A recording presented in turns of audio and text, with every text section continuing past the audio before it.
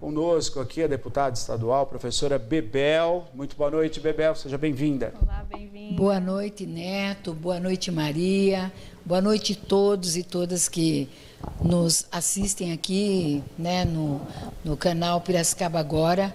Para mim é uma satisfação muito grande sempre estar aqui repercutindo, né, as questões referentes a Piracicaba e também, por óbvio, a minha categoria, né? Enfim, outros assuntos que a gente, por sermos deputados, deputadas, a gente acaba tendo que abordar. Então, sempre de primeira mão, a gente gosta de repercutir com o Piracicaba Agora. Obrigado. Obrigado. Você de casa pode participar conosco, 991411048, é o nosso WhatsApp, você pode participar à vontade, viu? Mandando sua pergunta também, pode mandar a sua opinião também. Bebel, nós temos muitos assuntos aqui para a gente conversar, para a gente falar para o público de casa, né? Obviamente, nós tivemos a reunião aberta, né, que aconteceu no Engenho Central, tão importante, falando sobre a questão da BOIS, da antiga BOIS. A gente vai abordar esse assunto também, mas vamos começar até com outros assuntos pertinentes, né, Maria? Sim, Bebel, a gente pode começar falando de um assunto que é muito recente, né? Inclusive nós reportamos aqui essa semana, que é esse aparelho, esse equipamento importantíssimo, que é o acelerador linear, que o SUS está recebendo aqui em Piracicaba por intermédio seu. Queria que você falasse um pouquinho mais sobre esse equipamento, que vai ser aí um avanço no tratamento do câncer, né, Bebel? É isso, Maria. Eu quero, assim, aproveitar esse momento que estou de público, falando com o público, aliás, para agradecer o presidente Lula, agradecer o ministro Padilha, no dia que eu estive lá. Ele disse, Bel, vai sair aí umas entregas. Eu falei, Piracicaba está no meio das entregas? E naquele momento não. Ele falou, então bota Piracicaba.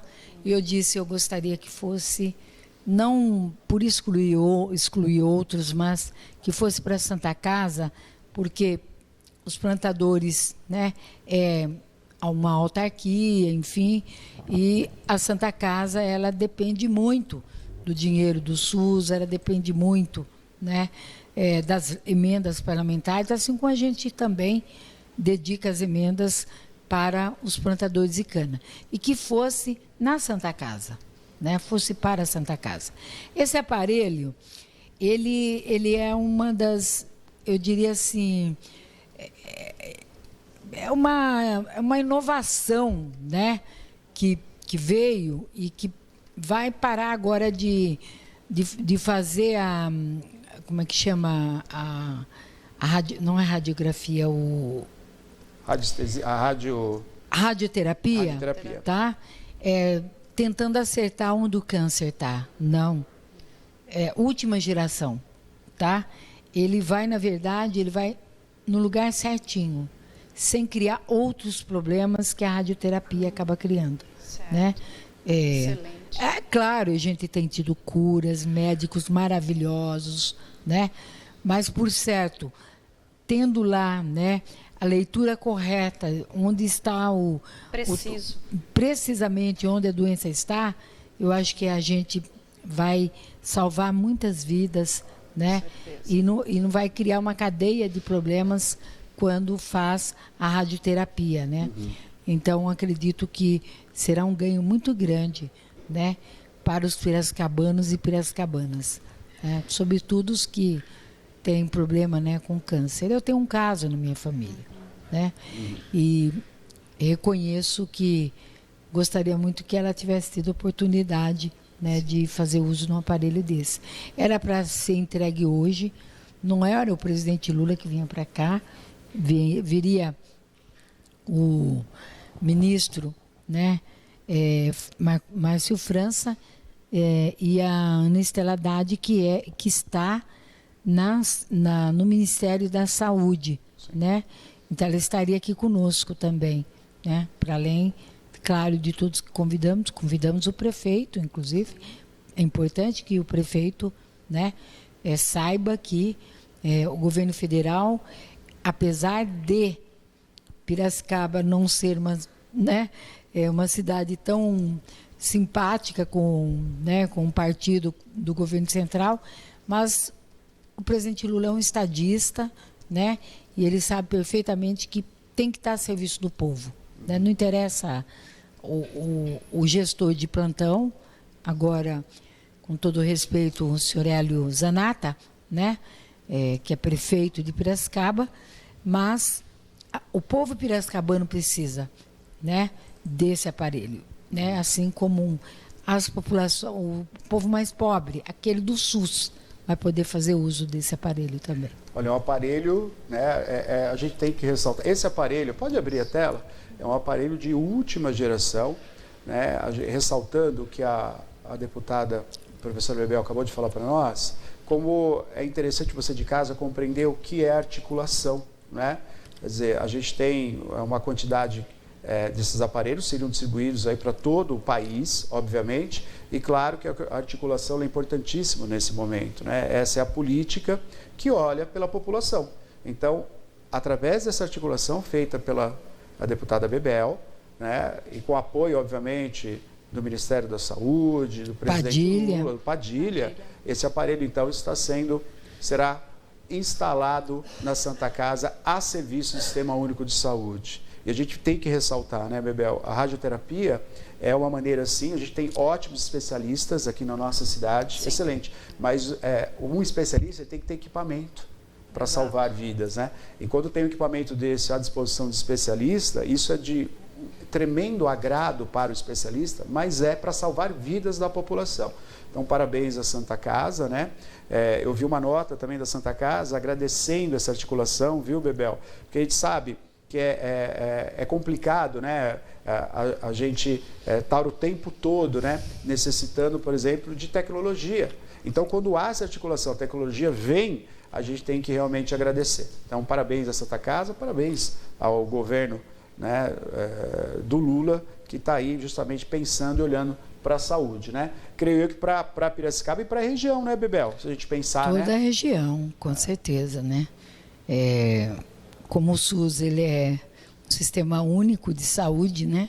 Então, todos que passarem pelo CROSS, com certeza, vai poder fazer uso desse aparelho, sim. Muito bom. E se precisar, né? Claro. Oxalá que não precise. Que não precisa, né? Verdade. A gente vai divulgar em breve aqui a entrega oficial, né, Bebel? Eu recebi um e-mail hoje, né, do cerimonial, da Secretaria de Relações Institucionais, inclusive da Casa Civil, dizendo que será remarcada, sim. E assim que remarcar, a gente, por óbvio, avisa a imprensa toda. Perfeito. Bebel, outro assunto para a gente ressaltar é a questão da campanha salarial dos professores. Vamos explicar para quem nos assiste e não está acompanhando o que vem acontecendo e quais são as reivindicações. Bem, é importante que a população entenda que os professores vêm vindo num processo, né, de... eu chamo a atenção assim, de deterioração, né, da sua categoria, de desrespeito, né? E houve caso aí o processo de atribuição de aulas, eu disse que ele foi deliberadamente bagunçado, para se fazer o que quisesse, demitir quem quisesse, enfim, fazer para cá e para lá. E eu quero dizer que a atribuição de aulas, ela começa, né, no mês de dezembro e vai até março. E a gente também acaba não tirando férias, porque tem que acompanhar o processo de atribuição de aulas. São professores injustiçados, enfim.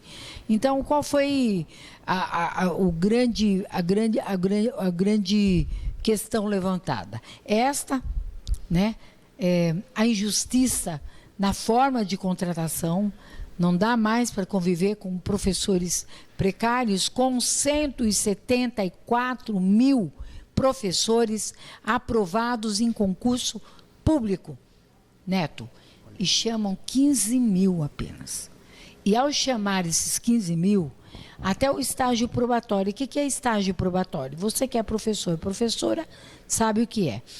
Mesmo que a gente faça um concurso público, que a gente seja aprovado, né, aprovada, enfim, que cumpra todos os ditames, né, que são cobrados de nós no concurso público, quando, na verdade, né, chega e tem um tal do estágio probatório. Estágio probatório, antigamente era 2 anos de efetivo exercício, nenhuma penalidade, pronto, você estava efetivado. Agora não. Vocês vão cair das pernas. Criaram uma figura, eu não estou me contrapondo a alunos aqui, mas os estudantes também vão poder dizer se o professor vai poder ser efetivado ou não. E a fala deles tem peso. Entendeu? Você fala assim, mas a senhora está contra o estudante? Não estou contra. É que não é papel do estudante avaliar o professor. É o professor que tem que avaliar. Lá na frente, quando tiver maturidade, né? Que ele tiver maturidade até para avaliar a vida, avaliar um monte de coisa, podemos pensar, mas imaginar que um menino de 15, 16 anos avaliar um professor concursado, e não foi um concurso fácil. Foi um concurso que, para além da prova, tá? Foi feita uma avaliação, também tendo que dar aulas de 7 minutos num filmezinho, no celular. O professor teve que fazer isso. E uma grande parte foi reprovada. Eu entrei na justiça para anular essa parte da prova. Aí o governo fez um acordo de fazer a recorreção, porque foi feita via o quê? Inteligência artificial. Então, uma palavrinha que saísse daquele contexto, o professor estava reprovado. Olha, eu não tenho ideia, mas eu tenho certeza que mais de 50 mil professores teve os seus casos revistos, graças à reanálise, né, que enfim, a empresa que pegou fez, né? Então, eu acredito que foi uma injustiça muito grande para os professores, mas até aí eles conseguiram se... E agora, eu sei de casos, né? Veja, chamou 15 mil, só 10 mil, não, 12 mil para ser precisa, tomam posse. Não tomam posse por conta do estágio probatório e também do departamento, né, de perícias médicas. Professor com obesidade, que já estava dando aulas, não foi aceito.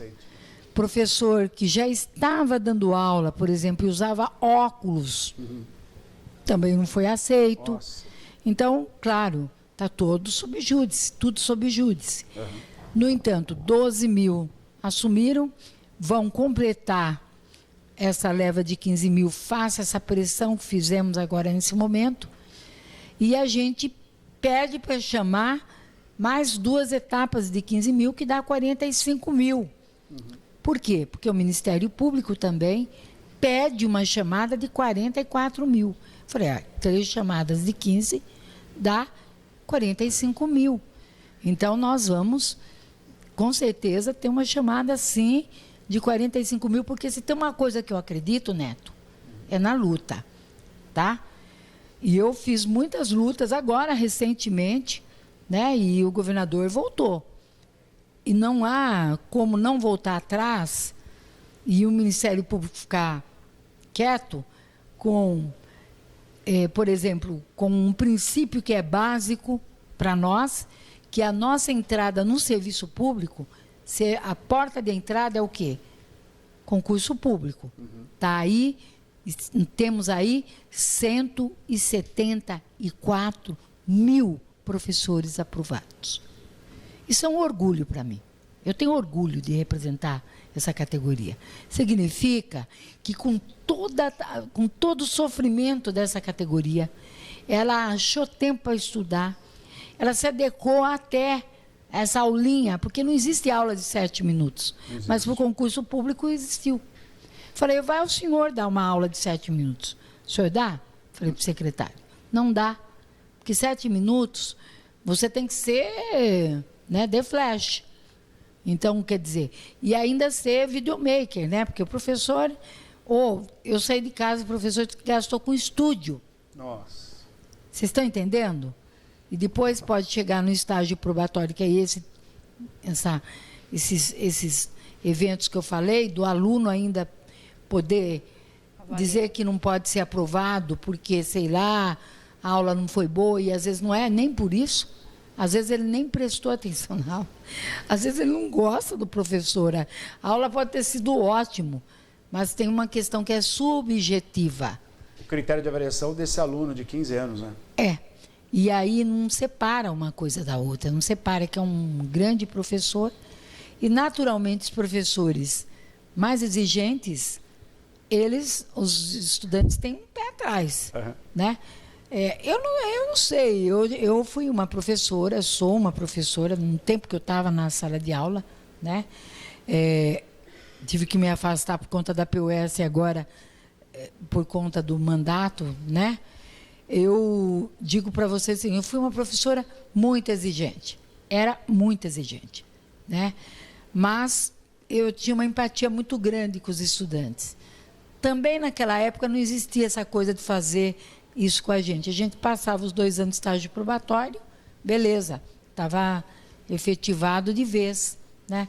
Não fez nada de que fosse contra, né?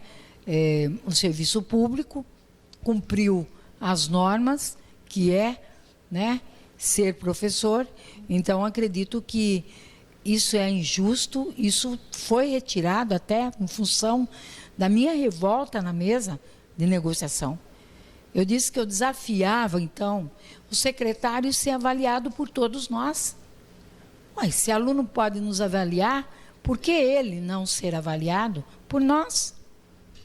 Eu queria. Excelente. Gostaria muito de avaliar o secretário, enfim, a secretaria, né? O próprio governador. Só que o governador tem uma forma de avaliação. As eleições, né? Diferente do secretário, que é cargo de confiança. E ele falou, não, eu também sou favorável. Eu falei, então implante, para a gente avaliar.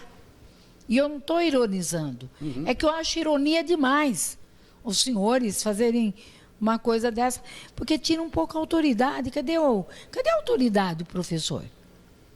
Quer dizer, tipo assim, então inverte. Já que o senhor avaliou o aluno, então o aluno vai avaliar o senhor. É isso? Não pode acontecer.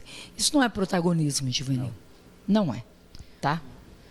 Bebel, tem uma pergunta aqui também chegando. Aliás, nosso público está aberto aqui, o nosso WhatsApp 991411048. Aproveitar a presença da deputada professora Bebel aqui para tirar as dúvidas. Aposentados. A dona Edna está assistindo a gente. Ela quer saber se a professora Bebel sabe se tem algum aumento para aposentados da parte administrativa. Se for servidora pública, sim. Agora, se recebeu bonificação,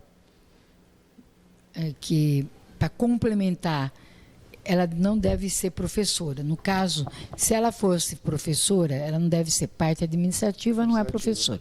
Tá. Portanto, mas também quem recebe bonificação da parte administrativa, conta, né? E os 5%, né, que foi dado agora, que não repõe nem a inflação desse ano, que foi de 8,5%, e nem a do ano passado, que conjuntamente daria em torno de 9,45%, né? Acredito, não repõe, né? Mas é 5% aí conquistado na luta. No caso, se tiver bonificação, ela não recebe 5%, ela vai receber menos. Que é a briga que eu fui fazer, inclusive, a briga que eu falo no bom sentido, explicar que os 5% que deu, no caso do professor ou a professora, que receber bonificação, são 100 mil, portanto, para complementar o piso salarial profissional nacional, se recebeu, vai ter de 0,6% a 0,8%.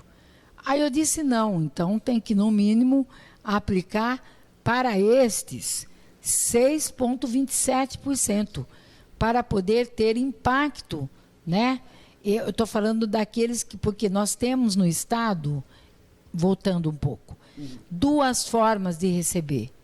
Nós temos os que estão pela carreira, pela lei 836, que é a carreira do magistério, e o subsídio que foi tristemente aprovado. Você lembra desse debate, desse embate que a gente fez na Assembleia Legislativa e passou por um voto, não ainda, só para dar o quórum de 48 e ser 48 votos para ser aprovado, tá? Esse subsídio, ele tem um diferencial. Ele já está de acordo com o piso. E nós que estamos, portanto, eu estou na carreira antiga, fora do piso, somos 100 mil. Ia receber de 0,6% a 0,8%. Então, o que eu consegui?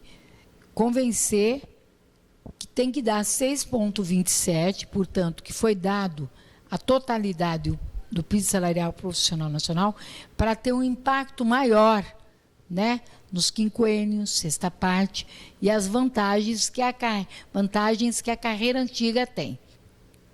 Então, no caso da administrativa, ela vai receber os 5%, tá? Mas se ela tiver bonificação, não. Não, aí não. Mas com essa negociação que eu fiz, aí a aplicação dela não vai ser 5%, vai ser 6,27%, tá? É um pouco essa parte que eu tenho para dizer. Quer dizer, ainda tem muita luta para fazer, mas conseguimos avanços importantíssimos. Eu acabei de dizer da atribuição de aulas e o concurso público. Já saiu publicado imediatamente, né, no Diário Oficial, a comissão, inclusive já estabelecendo os critérios, já agora em agosto, para a atribuição de aulas do ano que vem. Dizer que não haverá atribuição de aulas em dezembro. Não haverá. Tá? A não ser para quem já tem cargo efetivo. Mas categoria O, outras letrinhas aí que tem, não será em dezembro, né? Será depois e com a possibilidade, desde que tiver a escolha em dezembro, aparecendo mais aulas, né? Durante o período até iniciar o segundo processo de atribuição de aulas. Então, primeiro tem que ser oferecido para estes, porque senão você cria uma injustiça. Claro. Porque são esses que escolheram primeiro e os outros, né? Não, eles podem escolher, porque tem afastamentos, né? Tem exoneração, tem vários eventos que pode ter mais vagas, e esses professores que escolheram primeiro, e eu estou me referindo aos professores efetivos, para eles será ainda dessa forma, porque eles já estão na escola. Os demais, somente, a gente está trabalhando com a última semana de janeiro. Por quê? Queremos férias para todo mundo. Chega desse sofrimento de 3 anos consecutivos, nós não temos férias. Não tem férias. Você vai de dezembro até março, acompanhando. Eu não tive férias esses 3 anos. E disse claramente, não é justo. Né? E você sabe porque o truque de dezembro, no caso de outras da gente precisar entrar com ação, está tudo parado. O judiciário está fechado, portanto, fica valendo a lei, né, autoritariamente implantada. Então, a gente fez muda a data exatamente para a gente ter o direito, né, de lutar pelos direitos dos professores. Então, essas questões aí. E saiu também publicada a comissão de valorização da carreira. Porque eu estou dizendo o seguinte, cheguei até a oportunidade, lá na Assembleia Legislativa, quando lá esteve o governador, que chamado até pelo secretário da Educação, na sala do presidente da Assembleia, para tratar do que é que estava pegando, por que a gente ia fazer uma greve. A gente vai para uma greve pelos motivos colocados, governador. Desrespeito à nossa categoria, a forma de atribuição de aulas. Aqui, olha, essa faixa de 100 mil professores, de 0 a 8%, 0,6% a 0,8%, né? Isso precisa ser corrigido. Só 79 mil vão receber de 5,2 a 5,4. Então, retirado de quem? De quem também teria que ser justo ter os 5%, né? Conseguir demonstrar, depois o governador mandou dizer, não, diga à professora Bebel que ela tem razão e que tem que rever, nós vamos aplicar 6,27 para estes 100 mil que, de fato, né, tem uma perda aí, quer dizer, não tem o mesmo reajuste que os demais. Eu acho que vai dar um impacto melhor nos quinquênios, sexta parte, não é o que eu queria, né? Mas a gente vai continuar agora. Nós queremos transformar o subsídio. A gente quer fazer uma fusão, né? A carreira e o subsídio. Zero subsídio e recheia com a carreira. Que aí a gente vai ter carreira. Agora, falar para que nós, professores, pobres mortais, com salários baixos, ganhando abaixo do piso salarial profissional nacional. Eu acho que os senhores também, você, Neto, você, Maria, viu que eu estive em Brasília conversando com o ministro Zanin. Sim. Por que eu estive lá? Exatamente para pedir a correta implantação do piso salarial profissional nacional. Como que o projeto de lei que lá estava precisa de uma modulação, e eu assim reconheço, eu pedi para retirar, fizemos um memorial e vamos recolocar na pauta, porque se estabelecer que tem que implantar de forma correta, que significa o piso ser piso, portanto, ponto de partida e não teto, salário, como o governador quer fazer, dando uma bonificação para alcançar o piso, que é isso que ele está fazendo, né? Se nós conseguirmos isso, vai ser uma grande vitória para a categoria. Porque se implantado o piso, nós estaríamos numa faixa de 4.800, com mais a carreira, você teria um benefício bem maior, né? Porque a nova carreira, ou a lei de subsídio, Maria, ela partiu do piso salarial profissional nacional. Olha que interessante. Ela partiu de lá. Quando nós fomos fazer a conta, falou, poxa, mas o cara implantou no início, só que ela não tem forma de evolução nenhuma. Que esta comissão de valorização vai fazer. A forma de evolução, os eventos todos, né, para que os professores, né, os trabalhadores em educação, eles possam evoluir na carreira, seja por tempo de serviço, seja porque já tem uma avaliação que já está aí, que pode dar 10,5%, seja também porque fez projetos, né? Fazer uma somatória de fatores que dê oportunidade para que os profissionais da educação tenham uma justa valorização, né? Para além da luta que fizemos também, estamos fazendo, para que os professores, todos eles, né, tenham o direito de alimentar na escola. Eles não têm tempo de se alimentar, tá? É um absurdo jogar comida fora. Ah, mas é uma lei federal, mas se o governo quiser, faz um termo de ajuste de conduta e pode sim utilizar, em vez de jogar fora, o professor comer. Porque escola de tempo integral, o professor não tem chance de comer.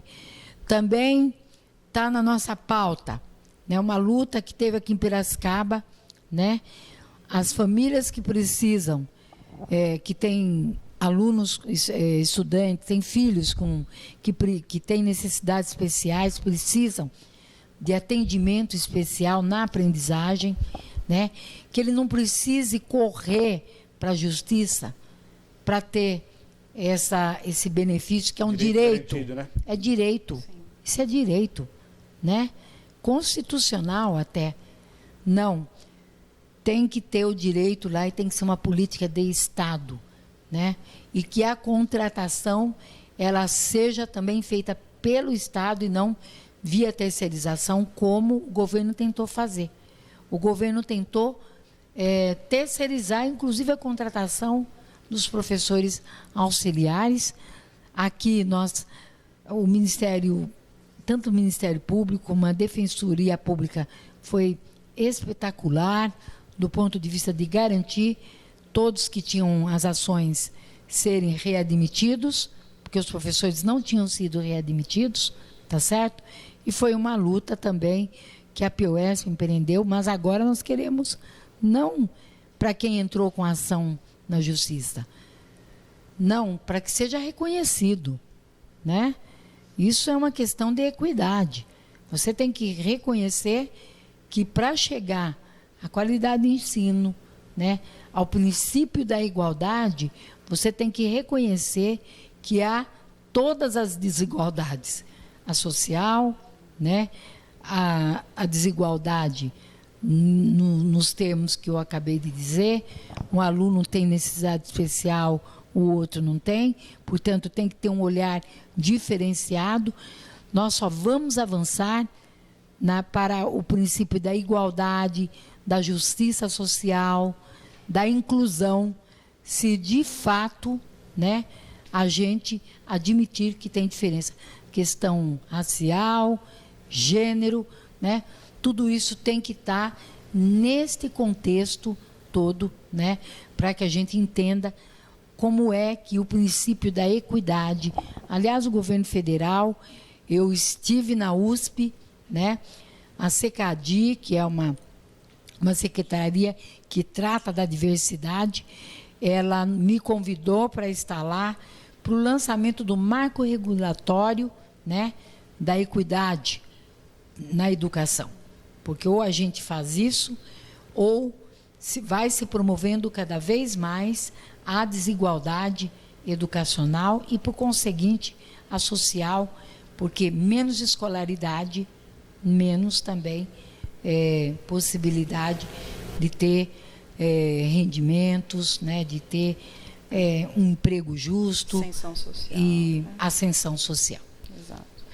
Bebel, registrar aqui a dona Cleide, que está parabenizando, né, a Santa Casa, os governantes, os colaboradores. Ela diz que minha cunhada, assistente social na Santa Casa, fiquei muito feliz com a boa notícia. Como a gente ressaltou, né, como é importante para os profissionais também ter um equipamento, né, dessa tecnologia. Né? Manda um abraço, um grande abraço à professora Bebel, que ela continue lutando por nós. Dona Cleide. Pode ter certeza, dona Cleide.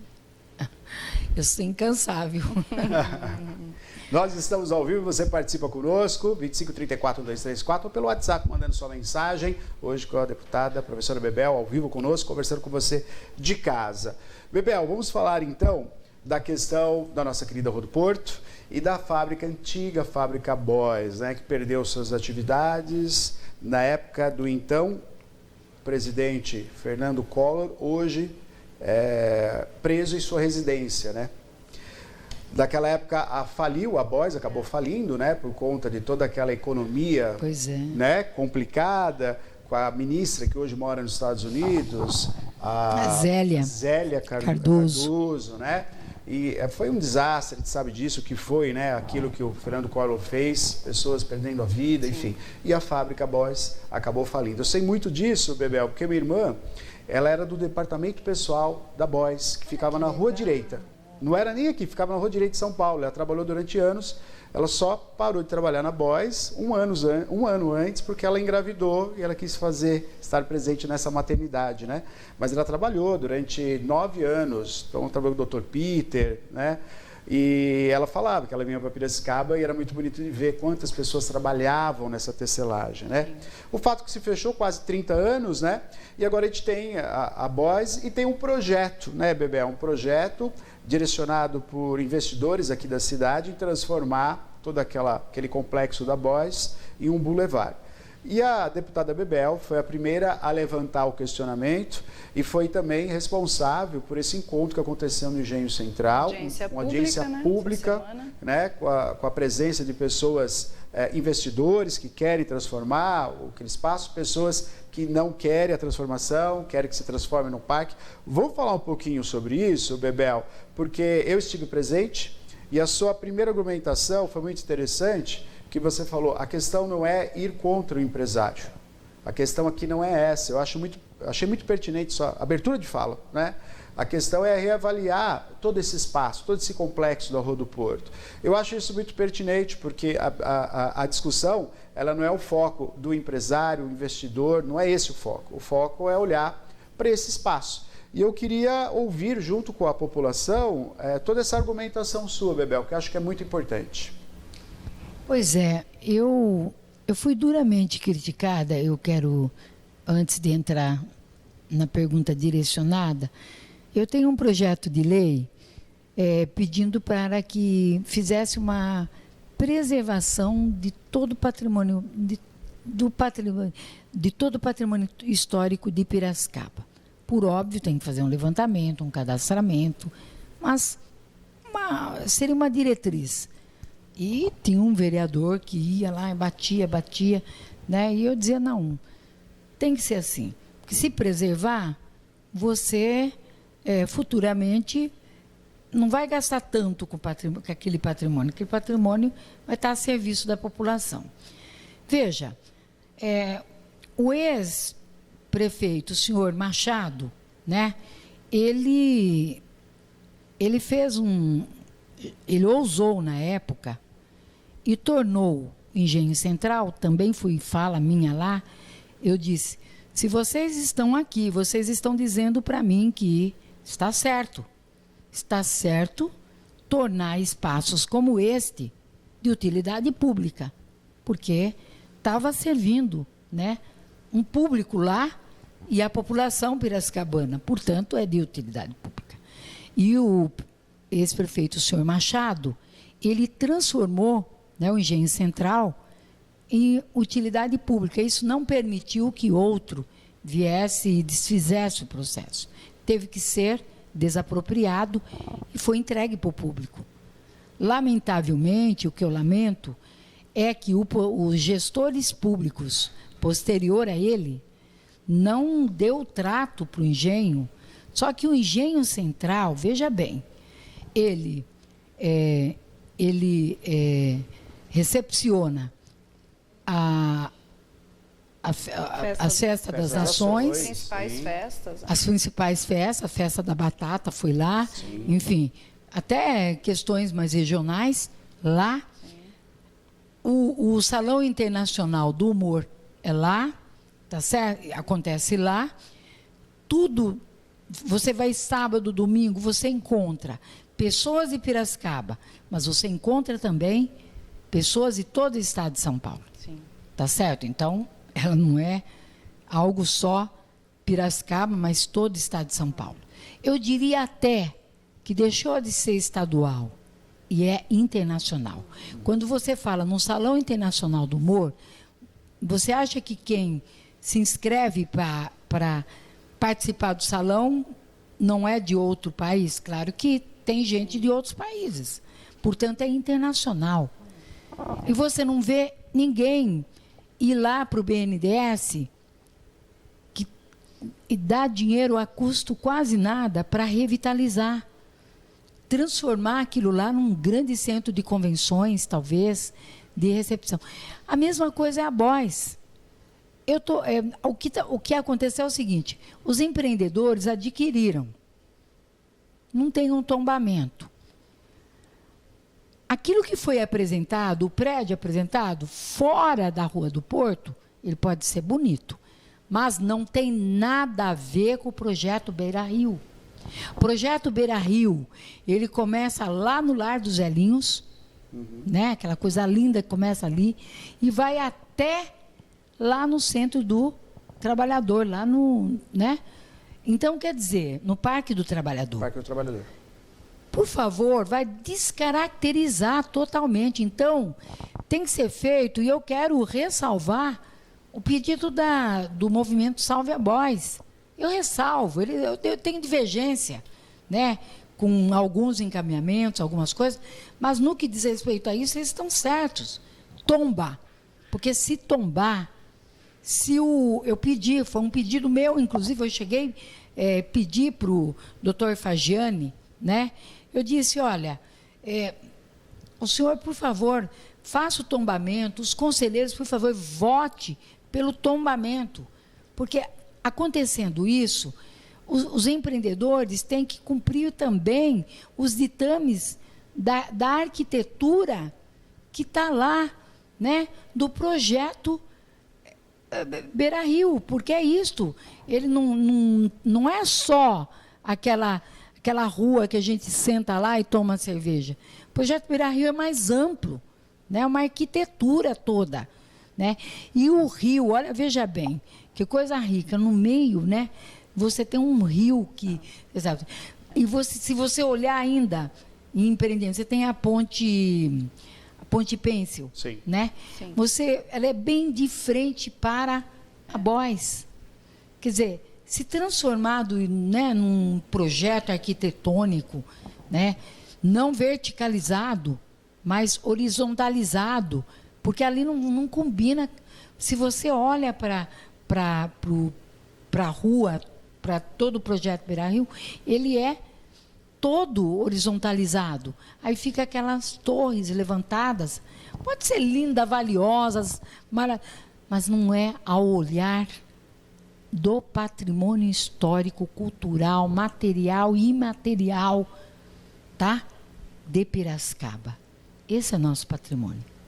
Todos os piracicabanos e piracicabanas não entendam isso aqui como uma briga de quem é contra empresário. Ninguém é contra empresário nem empreendedor.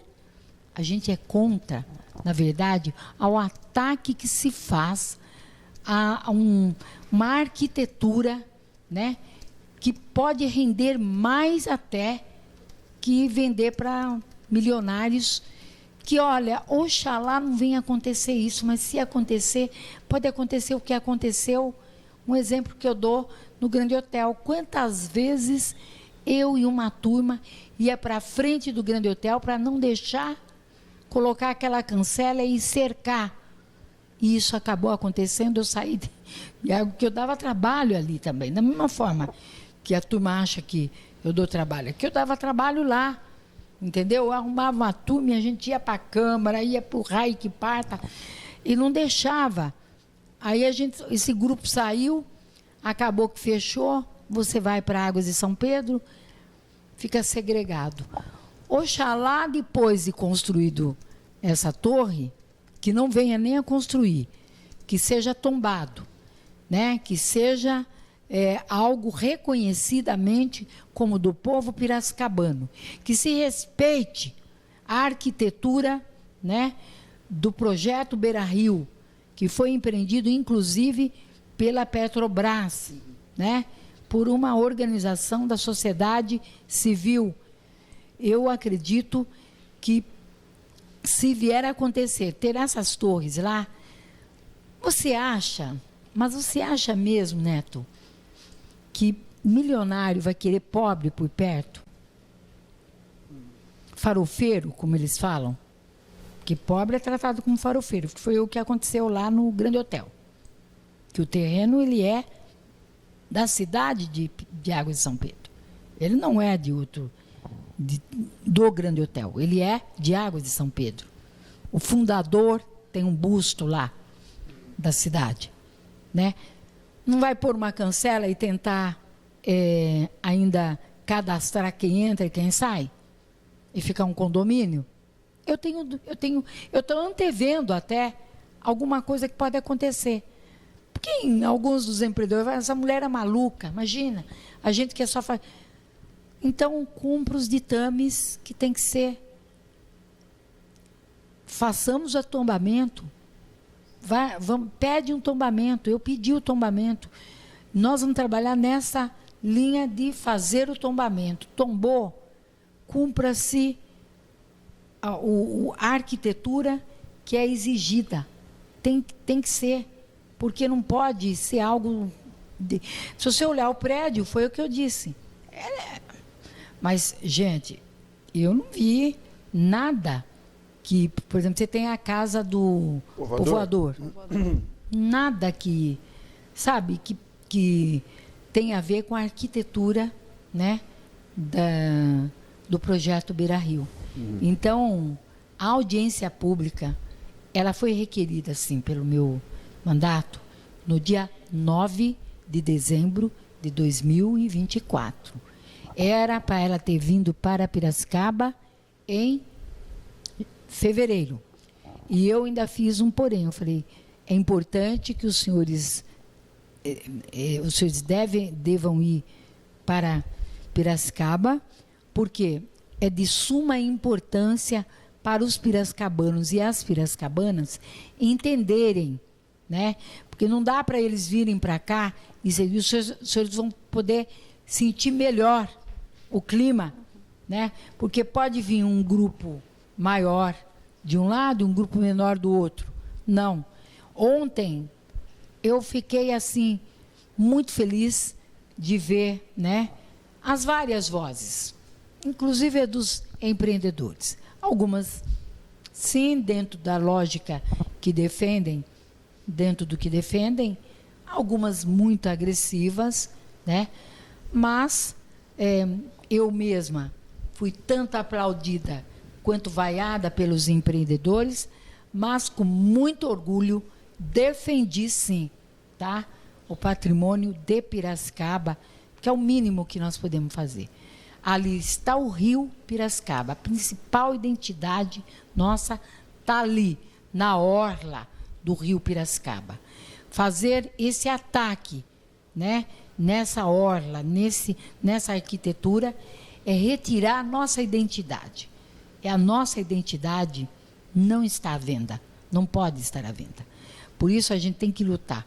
Eu vou aqui parabenizar o Movimento Salva Boys, como parabenizo todos os outros movimentos que se organizaram, e a gente também, de certa maneira, organiza. É que eu, né, aquela coisa, eu faço o meu trabalho, o tempo todo estou aí dizendo, estou explicitando, mas depois eu deixo claro que eu estou trabalhando, né? Que foi a vinda da audiência pública. Inclusive, entreguei meu memorial lá ontem, que foi... o seu Evaldo colocou na íntegra o memorial meu no jornal de ontem, né?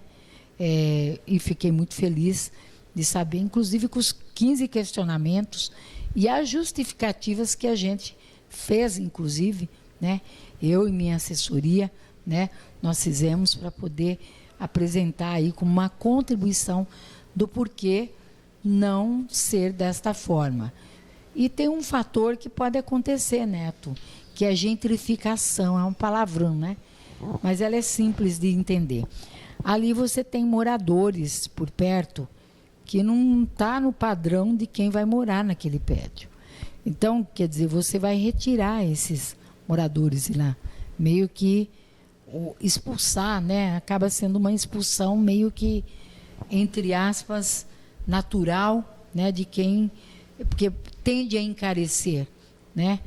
E acredito que isso vai acontecer se essas torres forem levantadas, né, da forma como está. E também não está sendo observado. O apresentador, né, quem apresentou o projeto, chegou a falar em sustentabilidade econômica. E eu questionei. Precisa entender melhor o que é sustentabilidade. Sustentabilidade, ela não é sustentação no sentido lato da palavra. Sustentabilidade é muito maior que isso. Sustentabilidade é entender que nós temos que ter uma cidade pronta para agora, né, e para gerações futuras. Esse empreendimento está vendo as gerações futuras? Ele vai atender as gerações futuras? Né? Eu acredito que não. Eu acredito que será para os futuros herdeiros de Piracicaba que estarão lá naqueles empreendimentos. Mas não as gerações futuras que eu gostaria que fizessem parte, que é aquela cidade invisível que eu disse para vocês, que precisa ter oportunidade de participar de todas as atividades e curtir a Rua do Porto, curtir o que é deles, piracicaba-nos e piracicabanas que pagam impostos, né, e precisam de espaço de lazer. E o que não falta em Piracicaba são espaços de lazer. Para fechar, eu costumo dizer, nós estamos num debate intenso sobre clima. Vai na contramão do debate do clima. Porque sobre a agenda do clima. Por quê? Se você imaginar que poderá ter pouca permeabilidade no solo e que pode aumentar também, né, em época de chuva, como é que chama? Os alagamentos, tá certo? Pode aumentar e vai aumentar, porque não está sendo observado. Está vendo a selva de pedra, não é. Isso tem que ser pensado também junto com a agenda do clima. É uma questão, sabe, de transição ecológica, de ter um compromisso ainda. A cidade hoje ela não pode ser feita do jeito que cada um quer.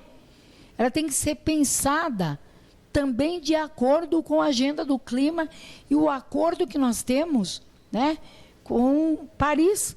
Não é assim mais. Não pode ser assim. Entendeu? Eu venho... Não, tudo tem que ser devidamente planejado.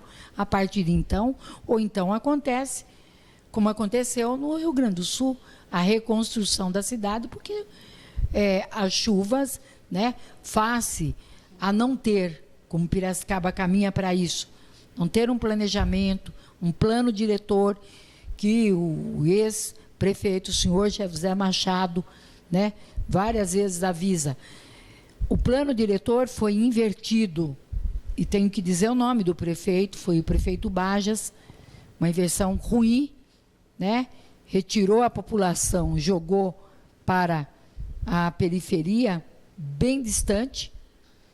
Muitos sitiantes tiveram que vender seus sítios, né?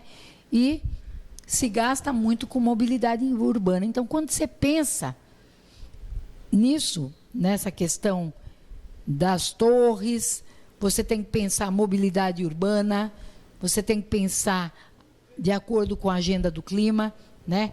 Está aí para acontecer a COP30 em Pará, que mais acúmulo nesse tema virá, e não pode ser assim, a toque de caixa ou caixotes. Tem que ser de acordo com a agenda do clima, ou então estamos fadados a rever, né, o que aconteceu no Rio Grande do Sul. Ou vamos pegar a Bahia, tantos outros estados que não tiveram, né, aí o cuidado de ter esse olhar para o solo, né, para a necessidade de ter a chuva. Quantas vezes a gente aplaudia quando tem chuva? Agora a gente fica com o coração na mão, porque tem medo de alagamento. O alagamento significa, de novo, a população carente, sem casa, desmonta as casas e aquelas coisas todas. Então, é uma responsabilidade muito grande. Fica um chamado, de novo, eu falo para os empreendedores, não tem uma briga aqui de quem é contra ou a favor dos senhores. Não é disso que a gente está falando. A forma como os senhores estão fazendo, na verdade, ela vai na contramão, né, do mundo moderno, e não tem nada a ver com a sustentabilidade de sustentar. É sustentabilidade no sentido de ter uma visão estratégica de presente e para as futuras gerações. E tem que pensar desta forma todas as cidades do Brasil. Não é só Piracicaba. E eu costumo dizer que Piracicaba, se quiser, virar um cartão de visita em termos ambientais para o Brasil. E o Brasil pode virar um cartão de visitas para o mundo. Não é à toa que o Lula está trazendo a COP, o presidente Lula, aliás, está trazendo a COP30 para cá, né? Porque ele sabe da importância do Brasil no cenário internacional, no que diz respeito à agenda do clima. Perfeito. Bebel, temos participação aqui. Eu já quero agradecer a sua presença, a sua disposição para vir aqui conosco, conversar com o público. E tem participação da cidade... Deixa eu agradecer. De Saltinho, seu Luiz Carlos está dando boa noite. Quero parabenizar a professora Bebel pelo trabalho. Tenho acompanhado, admiro e agradeço. Sou de Saltinho, assisto todos os dias seu programa, Neto. Obrigado. Luiz Carlos. Obrigado, Luiz Carlos. Bebel, muito obrigado, viu, pela sua presença. Hoje você esteve aí em vários lugares, né, nos jornais, nas rádios, esteve lá com o nosso amigo Jairinho também. Isso é muito importante, né? Expressar aí as opiniões e tudo isso que você vem levantando. Eu acho que isso é de suma importância. Muito obrigado pela sua presença aqui hoje. Eu que agradeço você, Neto, Maria, Obrigada, sempre, Bebel, né, aí brilhantemente apresentando as matérias todas e o programa. E o Neto, que é um grande entrevistador, né? E agradecer todos e todas que nos assistiram através do Piracicaba Agora, né? Eu sou, como é que eu falo, fã nata daqui. Que maravilha. Obrigada, Bebel. Obrigado. Então eu me sinto parte integrante aqui. Eu gosto, porque eu acho que é isso, é repercutir tudo, né? Faz parte. Certo, tá bom? certo. Muito obrigado. Obrigado, Bebel. Muito obrigado. E a equipe técnica toda. E a toda, equipe aí, nota 10, né? Sem eles, nada, né? É verdade. Obrigado, Bebel.